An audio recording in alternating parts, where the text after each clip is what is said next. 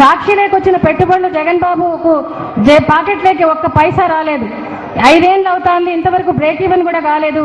ఈ పద్ధతి కూడా సాక్షి పేపర్ నష్టంలోనే నడుస్తూ ఉంది, సాక్షి ఛానల్ నష్టంలోనే నడుస్తూ ఉంది. కానీ దీంట్లో మరి జగన్ బాబు కనీసం జీతం కూడా ఈరోజు భారతమ్మ కానీ కనీసం జీతం కూడా ఒక పైసా కూడా సాక్షి పేపర్లో నుంచి తీసుకోలేదని కూడా మీకు చెప్తా ఉన్నా నేను ఇవాళ. ఇంకొకటి, మా ఇళ్లను గురించి, హౌసెస్ గురించి మాట్లాడుతూ ఉన్నారు. మరి హౌసెస్ గురించి అంటే పులివెందుల్లో 100 ఏళ్ల నుంచి మా కుటుంబం ఉంది, మామ వాళ్ళు ఉండేవాళ్ళు.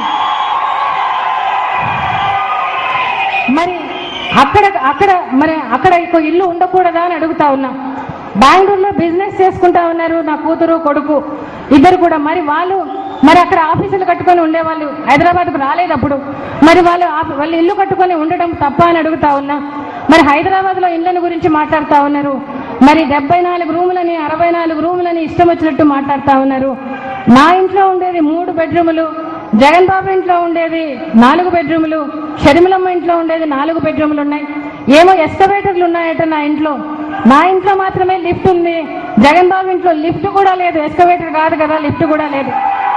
మరి వీటి కావాలంటే ఎవరైనా కూడా మున్సిపల్ కార్పొరేషన్ ఆఫీసులకు పోతే దీని ప్లాన్లు ఇస్తారు, ఎన్ని గదులు ఉన్నాయి, ఏమేమి ఉన్నాయి, ఎట్లున్నాయని చెప్పి ఎవరైనా కూడా పోయి చూడవచ్చు అని కూడా చెప్తా ఉన్నా. మరి మా ఇల్లు గురించి, మతం గురించి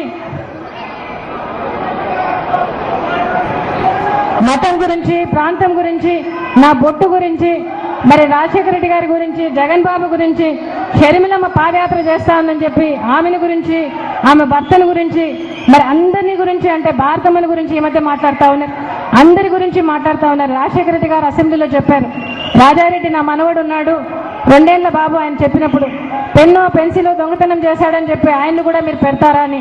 నిజంగా అట్లే ఉంది, ఆయన కూడా పెడతారేమో మరి నాకైతే తెలియదు. కానీ మరి ఇటువంటి పరిస్థితి ఉన్నా కూడా దేవుడు చూస్తా ఉన్నాడు, మీరు ఉన్నారు.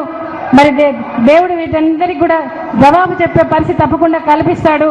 ఒకరోజు మంచి రోజు జగన్ బాబుని బయటికి పంపిస్తాడు.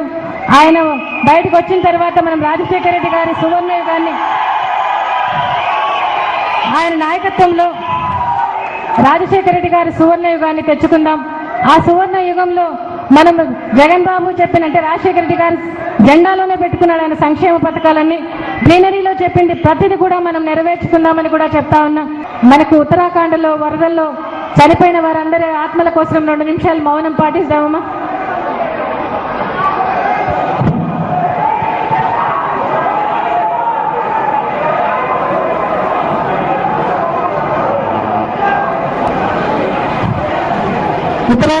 ఉత్తరాఖండ్లో మన సాక్షి టీం బాగా పనిచేస్తూ ఉంది. మన డాక్టర్లు కూడా పోయి అక్కడ అందరికీ చూడటం జరుగుతూ ఉంది. మరి అంతేకాకుండా మరి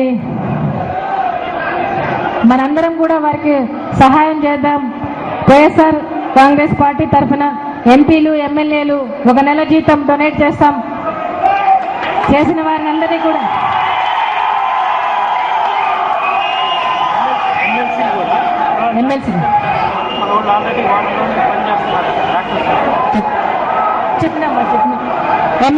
ఎమ్మెల్సీలు కూడా ఇస్తారు. అందరి జీతం, నెల జీతం అందరు ఇస్తారు. వాళ్ళందరినీ మనము ఆదుకోవాల్సి ఉంది. కాబట్టి వాళ్ళందరి కోసం మనమందరం అందరి కోసం ప్రేయర్ చేద్దాం. వాళ్ళ కుటుంబాలకు ఆదరణ, ధైర్యం కలిగించాలని కూడా ప్రేయర్ చేద్దాం.